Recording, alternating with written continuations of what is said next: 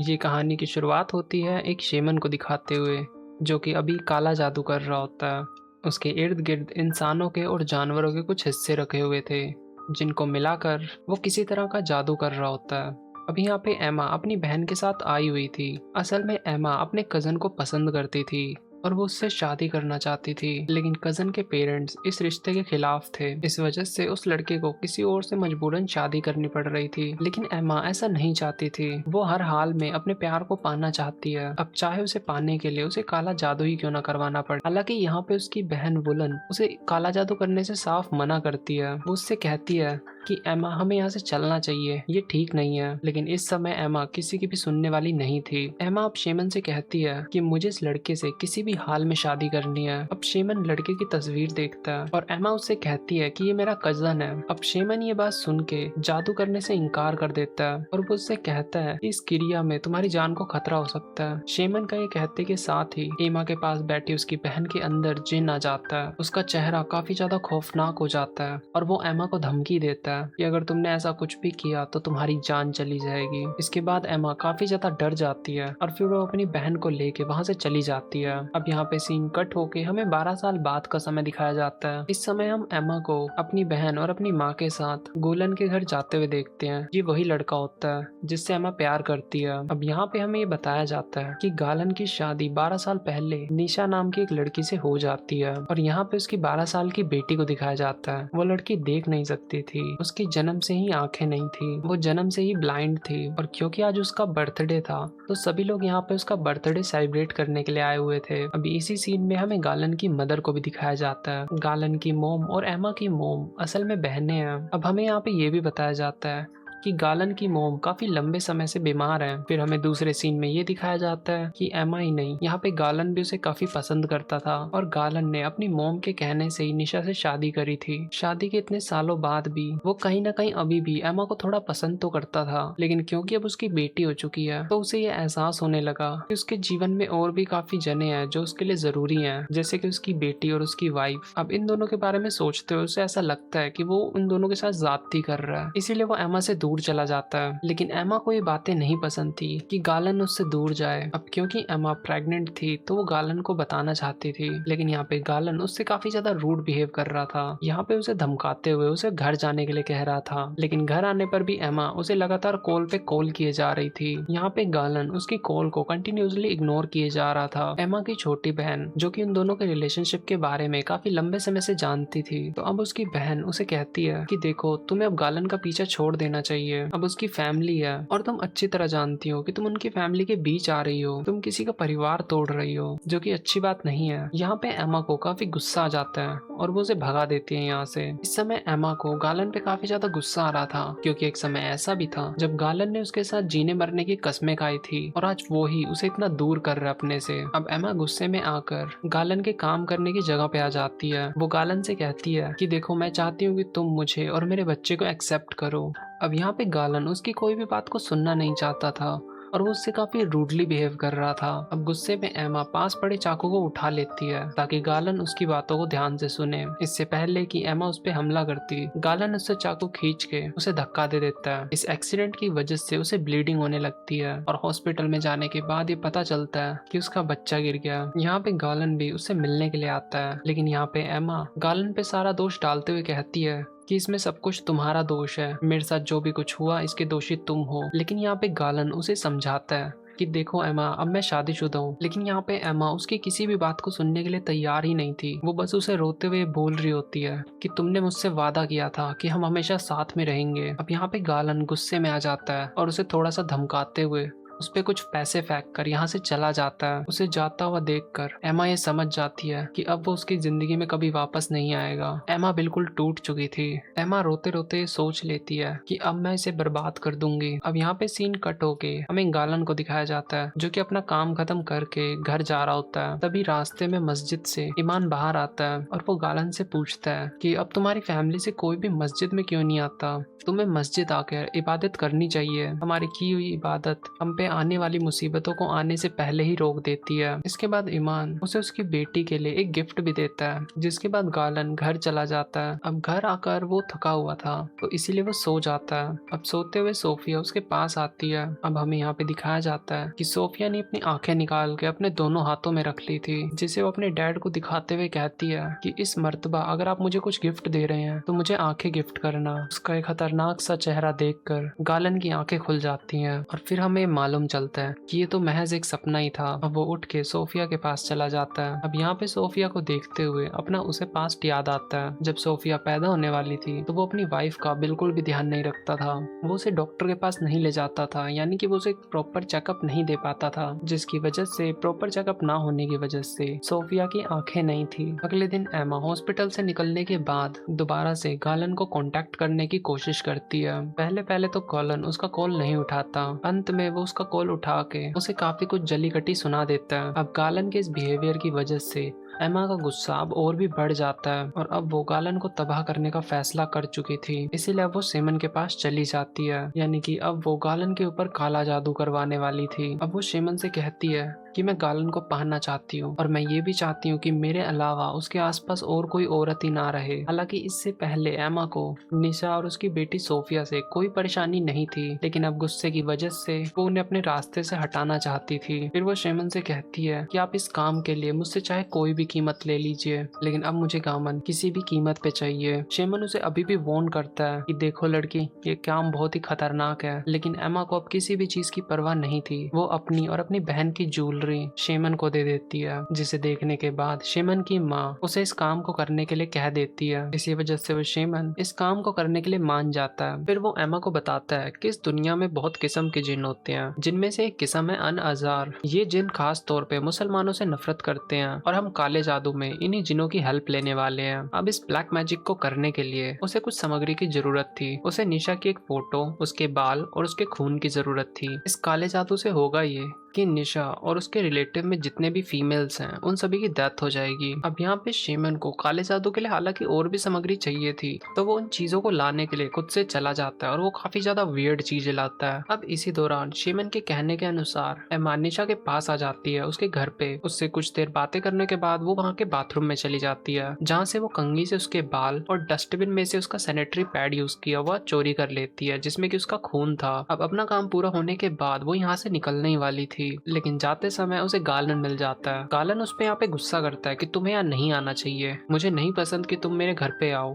उसकी बातें सुन के एमा को अपने लिए और भी बुरा लगता है। फिर उसी शाम जो ये सारी चीजें उसने चोरी करी थी वो जाके शेमन को दे देती है। अब रात के समय शेमन इस रिचुअल को करने के लिए मान जाता है और ये रिचुअल की शुरुआत रात में ही हो जाती है। अब यहाँ पे वो सैनिटरी पैड को काटते हुए उसका खून निकाल रहे थे। अभी इसी ब्लैक मैजिक के दौरान उनका पूरा घर भी हिल रहा था और टेबल पे रखी सभी चीजें भी। अब फाइनली ये ब्लैक मैजिक का रिचुअल कंप्लीट हो जाता है और यहाँ पे वो जिन आ जाते हैं। अब यहाँ पे वो शेमन जिनों की भाषा में उनसे निशा का घर खराब करने के लिए कहता है। फिर तभी यहाँ पे जो वो घर हिल रहा था वो रुक जाता है, यानी कि वो जिन अपने काम पे अब निकल चुके हैं। अब यहाँ पे वो शेमन एमा को बताता है कि अगली 5 रातें निशा से उसका सब कुछ छीन लेंगी। 5वें दिन तक उसके सारे ब्लड रिलेटिव्स मारे जाएंगे और इस तरीके से तुम्हारी जो ख्वाहिशें हैं वो पूरी हो जाएंगी। अब हमें अगले सीन में पहली रात का समय दिखाया जाता है, जहाँ पे निशा नमाज पढ़ रही थी और एकदम से उसके ऊपर अजीब सी चीजें गिरने लगती है, जिन्हें देख के वो काफी ज्यादा डरने लगती है और उसे ऐसा लग रहा था जैसे कि कोई उसके ऊपर खून की बारिश कर रहा हो। अब वो डर से इतनी बुरी तरह चिल्ला रही थी कि यहाँ पे गालन आ जाता है और वो उसे संभालता है, लेकिन वास्तव में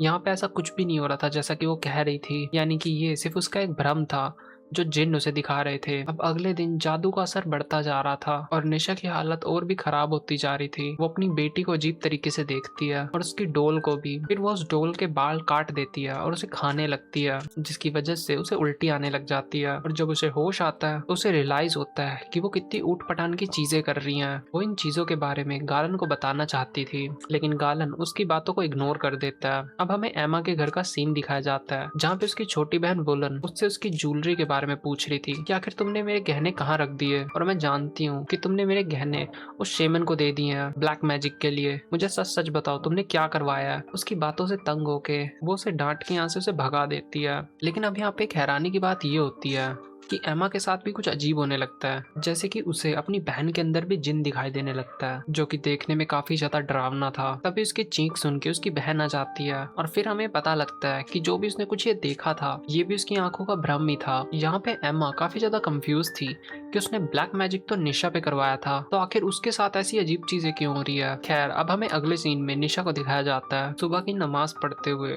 उसे उल्टी होने लगती है। और यहाँ पे सबसे ज्यादा अजीब बात ये थी कि उसकी वॉमिट में कीड़े निकल रहे थे, जिसे देखकर उसे काफी ज्यादा घिन आ रही होती है और वो बहुत ज्यादा दुखी और कंफ्यूज थी कि आखिर ये पिछले कुछ दिनों से उसके साथ इतनी अजीब चीजें क्यों हो रही है। वो इन सभी चीजों के बारे में किसी से बात करना चाहती थी, तो इसीलिए वो इन कीड़ों को एक जार में बंद कर देती है ताकि वो इन कीड़ों को किसी को दिखा सके। इसके बाद निशा गालन की मोम के पास जाती है देखभाल करने के लिए। यहाँ पे वो आई तो थी इनकी सफाई करने के लिए, लेकिन इस समय निशा पोजेस्ड हो जाती है, जिसके चलते वो गालन की मोम का दम घोटने लगती है। लेकिन तभी एक झटके से उसे होश आ जाता है। होश आने पर वो काफी ज्यादा दुखी थी और वो उनसे माफी मांगने लगती है कि मोम प्लीज मुझे माफ कर दो, मैं इन दिनों होश में नहीं हूँ। अब इससे पहले कि उसके हाथों से और कुछ बुरा होता, वो यहाँ से चली जाती है। अब फिर वो बाथरूम में जाती है उस जार को देखने के लिए जिसमें उसने कीड़े बंद करे थे, तो वो ये देखकर बिल्कुल हैरान हो जाती है कि अब उस जार में एक भी कीड़ा नहीं है। दूसरी तरफ हमें गालन की मोम को दिखाया जाता है, जो कि बीमारी की वजह से चल भी नहीं सकती थी, कि वो बिल्कुल सही सलामत चलते हुए जा रही है।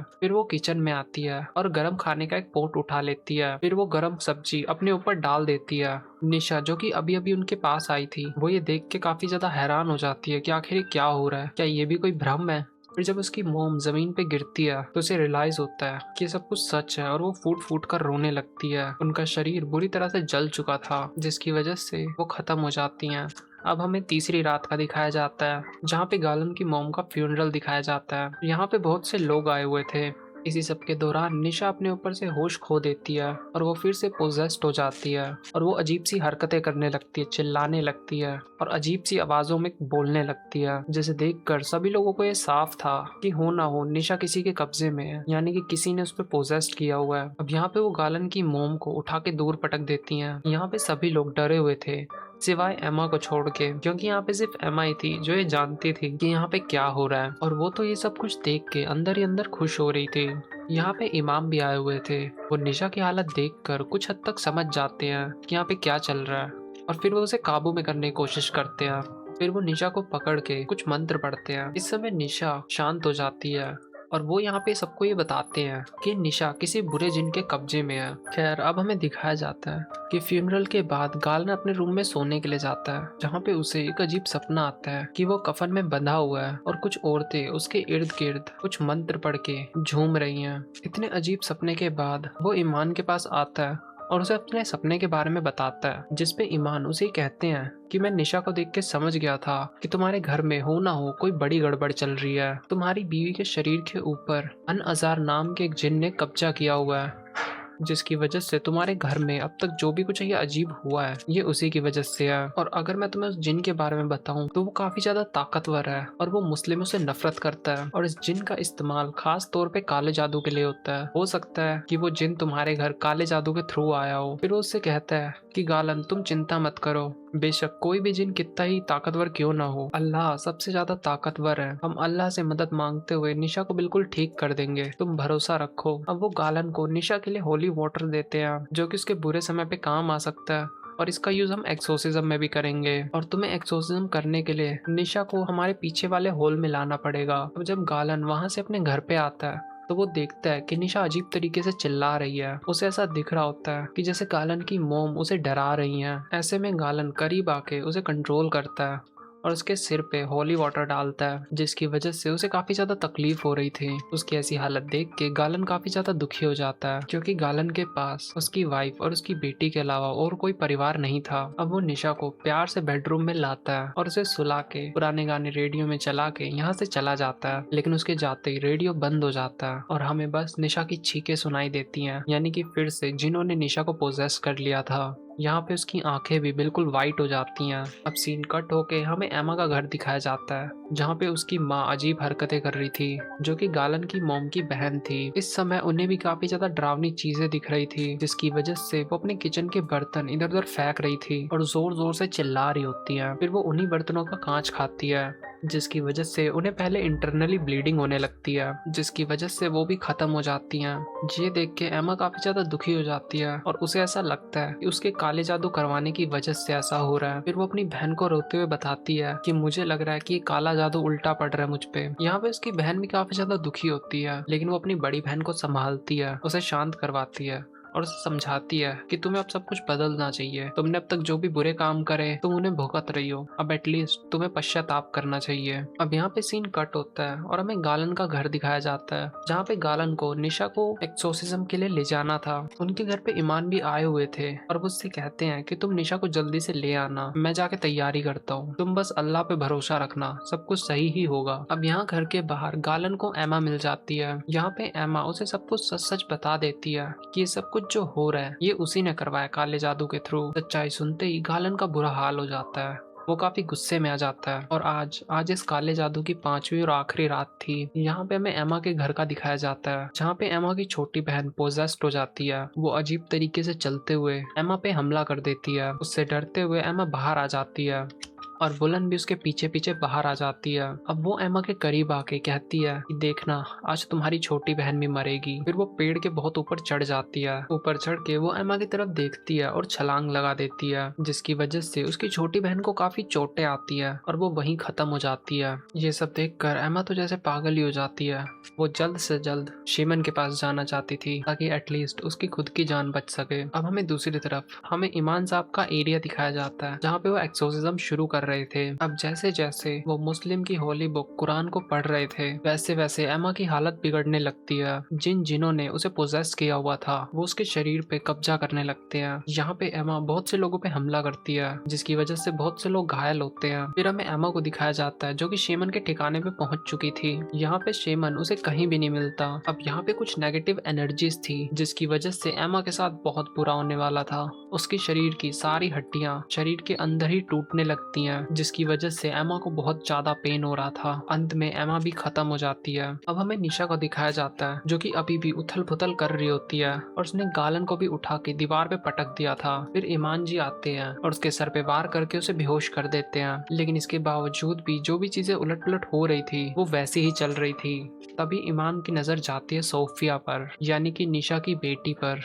अब यहाँ पे एक सबसे बड़ा सच ये रिवील होता है कि जो जादू एमा ने निशा के ऊपर करवाया था वो जादू तो निशा के ऊपर था ही नहीं, वो तो उसकी बेटी सोफिया पे हुआ था।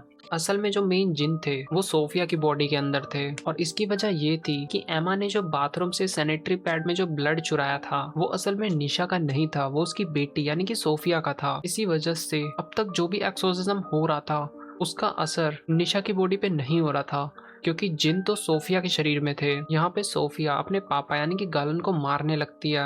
ये सब कुछ इतनी तेजी से हुआ कि कोई कुछ नहीं कर पाया और यहाँ पे गालन भी खत्म हो जाता है। अब यहाँ पे ईमान निशा को छोड़ के सोफिया पे एक्सोर्सिज्म शुरू करते हैं, तो ये एक्सोर्सिज्म काम कर जाता है और जिन सोफिया को छोड़ के चले जाते हैं। अगर ये हकीकत इन लोगों को पहले पता होती कि असल में जिन्होंने सोफिया पे कब्जा करा हुआ था, तो यहाँ पे लोग काफी लोगों की जिंदगी बचा सकते थे, लेकिन अफसोस यहाँ पे काफी लोग खत्म हो चुके थे। अब हमें कहानी के एंड में दिखाया जाता है कि निशा की जान बच जाती है, लेकिन वो इस समय काफी ज्यादा बुरी हालत में थी। तभी यहाँ पे सोफिया आ जाती है और उसका चेहरा इस समय काफी ज्यादा अजीब हो जाता है, जिसका मतलब ये था कि सोफिया अभी भी जिनों की वजह से पोजेस्ड है। अब वो अपनी आखिरी ब्लड रिलेटिव को भी खत्म कर देगी, यानी कि अपनी मॉम को। इसके साथ ये कहानी यहीं पे खत्म हो जाती है।